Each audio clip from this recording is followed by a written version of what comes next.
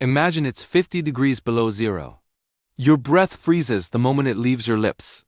The high-tech gear you rely on, gear that works perfectly anywhere else on Earth, just stops. Batteries die in minutes. Metal becomes so brittle it shatters like glass. Your GPS is unreliable, and for months on end, you're operating in complete and total darkness. This isn't science fiction. This is the new reality for the US military's Arctic strategy. It's the most inhospitable battlefield on the planet, a place where, until very recently, no one wanted to fight. It was too cold, too remote, too difficult. But something has changed. The ice is melting. And beneath that rapidly disappearing ice lies a treasure trove. Trillions of dollars in oil, natural gas, and rare earth minerals. New shipping routes are opening up, routes that could shave weeks off global trade. And most importantly, strategic military positions are emerging that could completely reshape the balance of power for the next century. While the world was looking elsewhere, Russia has been busy. They now have a fleet of 40 icebreakers and are building new military bases all across their Arctic coastline. And then there's China. A country that isn't even an Arctic nation has declared itself a near-Arctic state. They're pouring billions into Arctic research, building their own massive icebreakers and even conducting joint military exercises with Russia in Arctic waters. They are positioning themselves to dominate a region thousands of miles from their own borders. And the United States? As of 2024, America has exactly 2 heavy icebreakers. Just 2, and one of them is over 40 years old. But that is all about to change. In July 2024, the Pentagon released its new Arctic strategy, the first major update since 2019, and it signals a fundamental shift in how America sees the North. It's no longer a frozen wasteland. It's the next major arena for great power competition, so today we're diving deep. Why has the Arctic suddenly become so critical? What is Russia really up to in the far north? Why is China so invested? And can the US catch up before it's too late?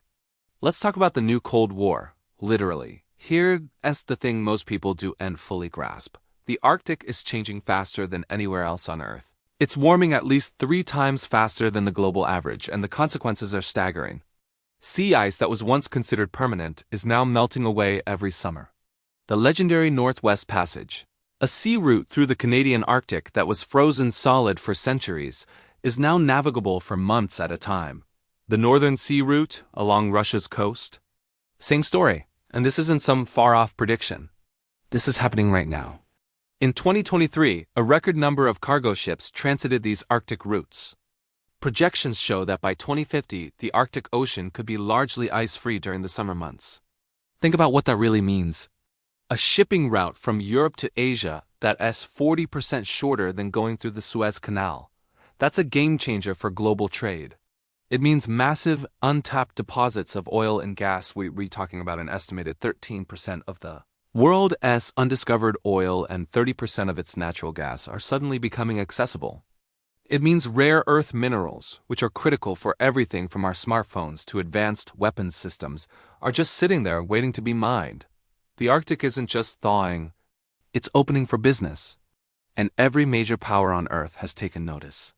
To understand why the US is so concerned, we have to start with Russia. Russia has the longest Arctic coastline of any nation, thousands and thousands of miles of it. And nestled in Russia's Arctic region is the Kola Peninsula. This area is home to their powerful northern fleet, and most critically, a huge portion of their strategic nuclear forces. Let me say that again. Russia's nuclear submarines, the ones armed with intercontinental ballistic missiles capable of reaching American cities, are based in the Arctic. This isn't some backwater military outpost. It's a cornerstone of Russia's entire nuclear deterrence strategy, and they are pouring money into it. Despite heavy losses of conventional forces in Ukraine, Russia's strategic, air, and maritime forces in the Arctic remain largely intact. They are methodically refurbishing old Soviet-era military installations and building brand new ones. We're talking about a network of airfields, advanced radar stations, deep water ports, and military bases stretching across their entire Arctic territory. Russia is also rebuilding its ground forces specifically for Arctic warfare, creating units with combat expertise in these extreme conditions. And here's what really worries Western strategists. Russia's growing Arctic capabilities could hold the US homeland as well as our allies, at risk. Those nuclear submarines aren't just for defense. They give Russia the ability to threaten North America from the north, a direction from which America's defenses have historically been the weakest. For Russia, the Arctic is not just an option, it's existential. Their economy heavily relies on Arctic oil and gas exports. Their nuclear deterrent depends on their Arctic submarine bases. Their very identity as a global power is tied to their dominance in the Arctic. They are not going to give that up without a fight. So what exactly does the new U.S. strategy say? It's built around four main pillars. First, and most importantly, is homeland defense. The Pentagon is waking up to the fact that the Arctic is a direct avenue of approach to North America. We're talking about new missile threats, from both cruise and ballistic missiles, that could fly over the North Pole. The strategy calls for modernizing NORAD, our Joint Air and Maritime Defense Command with Canada. This means deploying new over-the-horizon radars, more advanced sensors, and better command and control systems to detect threats earlier and more reliably. The second pillar is ensuring the U.S. can project power across the Arctic. This is where things get tricky. Operating in the Arctic is a massive logistical challenge. The military needs to invest in everything from cold weather gear for individual soldiers to ice-hardened ships and aircraft that can function in extreme temperatures. A key part of this is building a credible combat force that is trained, equipped, and sustained for Arctic operations. That means more joint exercises with allies like Canada, Norway, and Finland, practicing everything from submarine warfare under the ice to airborne operations in sub-zero conditions. And this brings us back to the icebreaker problem. You can't project power in the Arctic without them. The new strategy puts a huge emphasis on acquiring new icebreakers, known as polar security cutters. The goal is to have a fleet that can ensure year-round access to the polar regions for military, scientific, and commercial purposes. It's a race against time to build up this crucial capability. The third pillar is maintaining a favorable balance of power. The strategy is clear. The U.S. doesn't seek confrontation, but it will not allow Russia or China to dictate the future of the Arctic. This means working closely with our Arctic allies. 7 of the 8 Arctic nations are NATO members. This alliance creates a powerful bloc to counter Russian aggression and Chinese influence. The goal is to keep the Arctic a region of low tension, governed by international law where freedom of navigation is respected. But to do that, you have to be present, and you have to be strong. Finally, the fourth pillar focuses on addressing the impacts of climate change. The military recognizes that the very thing creating this new competition, the melting ice, also poses a threat. Thawing permafrost can damage military bases and infrastructure. Changing weather patterns affect operations. The strategy calls for making military installations more resilient and incorporating climate considerations into all planning. So can the U.S. catch up? The challenge is immense. Russia has a decades-long head start in the Arctic. China is a determined and well-funded competitor. The new U.S. Arctic strategy is a crucial step in the right direction, but it's just the beginning. It's a roadmap that acknowledges the urgency of the situation. But a strategy is only as good as its execution. It will require sustained investment from Congress, close cooperation with our allies, and a new generation of soldiers, sailors, and airmen who can master the world's most difficult operating environment. The new Cold War isn't just a metaphor anymore. It's being waged on a new frontier of ice and snow, where the stakes couldn't be higher. The future of global trade, energy security, and the strategic balance of power for the 21st century may very well be decided at the top of the world. Fighting a modern war in the Arctic is like trying to run a data center in a blast furnace. The environment itself is the ultimate enemy. Before any military strategy can work, you first have to conquer physics and biology. Let's start with the cold. Intense cold makes everything brittle. Plastics crack. Rubber snaps. Hydraulic fluids freeze solid. Batteries, the lifeblood of modern communication and drones, lose their charge dramatically fast. For soldiers, the cold slows reaction times and makes frostbite a constant threat that can take out an entire unit instantly. The U.S. military has to redesign almost everything from the ground up, from special lubricants to insulated electronics, just to make their gear function. Then there's communication. Near the North Pole, the GPS satellites we all rely on are harder to track because they orbit closer to the equator. Even worse, radio signals can be completely scrambled by the aurora borealis, the northern lights. This means soldiers often have to fall back on old-school navigation, like using a sextant. Modern warfare, which depends on constant digital connection, becomes incredibly difficult. Finally, the ground itself is falling apart. The massive frozen layer of Earth called permafrost is thawing. This turns solid ground into unstable mud. For the US military, whose main Arctic base is in Alaska, this is an infrastructure nightmare. Runways crack, buildings sink, and roads collapse.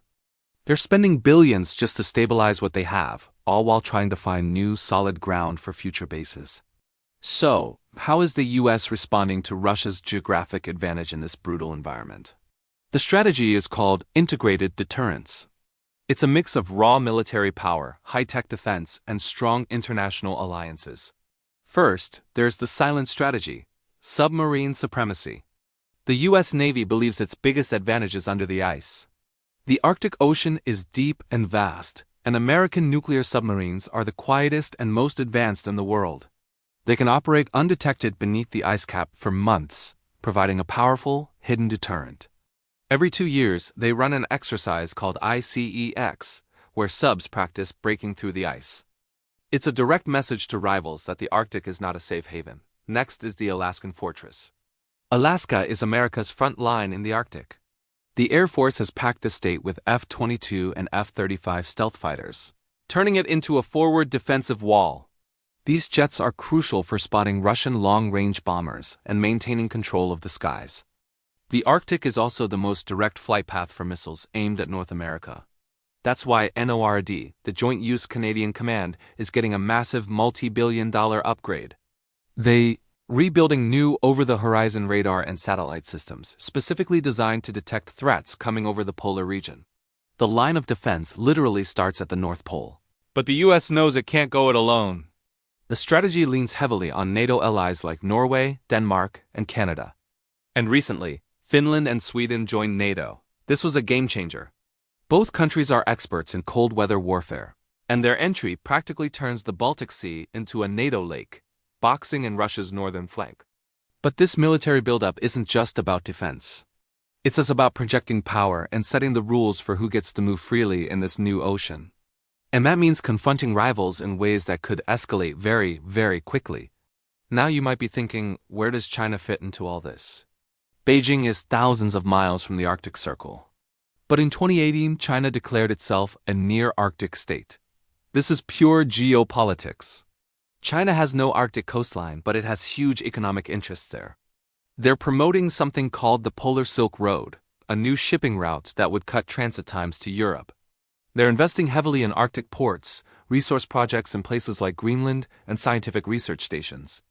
China is hungry for the Arctic's rare earth minerals to fuel its tech industry. They even launched a powerful new icebreaker, the Zhulong 2, to ensure they have year-round access. For the US, this looks like strategic creep. They see it as an attempt by China to turn the Arctic into another arena for global competition. So the American military doesn't just have to counter Russia's direct military presence. It also has to watch and potentially push back against China's growing economic and scientific footprint. So, what are the rules of engagement here? How do these powerful nations avoid a catastrophic conflict when everyone is jostling for position in a melting, uncharted territory? This is the ultimate paradox of the Arctic. It's both a crucial new military frontier and an environmental time bomb that requires urgent global cooperation. For decades, the Arctic was governed by the Arctic Council, a forum where the 8 Arctic states, including the US and Russia, discussed climate, environment, and scientific research. It was a rare zone of peace and cooperation, even when Cold War tensions were high elsewhere. The US strategy now involves a dual approach. First, maintain deterrence, the iron fist. The US must project sufficient military strength to ensure its rivals don't feel they can seize the region through force. This means continuous patrols, advanced exercises, and robust air and missile defense systems. At the same time, the US must preserve diplomacy, the open hand. Washington recognizes that without dialogue, a misunderstanding could quickly spiral out of control. While military cooperation with Russia is currently paused, the US continues to stress the importance of international law, like the UN Convention on the Law of the Sea and the need to eventually return to environmental cooperation through the Arctic Council. The hope is that the necessity of managing environmental catastrophes like oil spills in pristine waters or the instability of thawing permafrost will force rivals back to the negotiating table. The shared enemy of climate change is arguably the only force powerful enough to slow the military race. The future of the Arctic is defined by one word: permanent. The U.S. military strategy is no longer about seasonal expeditions. It's about establishing a permanent year-round presence. This means more forward bases investing in smaller, highly adaptable operating sites in Alaska and collaborating with NATO allies to use their facilities in the high north. It also means a huge technological investment, pouring money into surveillance tech that can see through the long, dark Arctic winter. We're talking satellite data fusion, drones designed to fly in extreme cold, and better, more resilient communication systems. And of course, it means a new generation of sailors and soldiers. The military is training specialized forces Arctic, commandos who can survive and fight for extended periods in isolation and extreme weather. The Arctic is the ultimate bellwether of the new global order.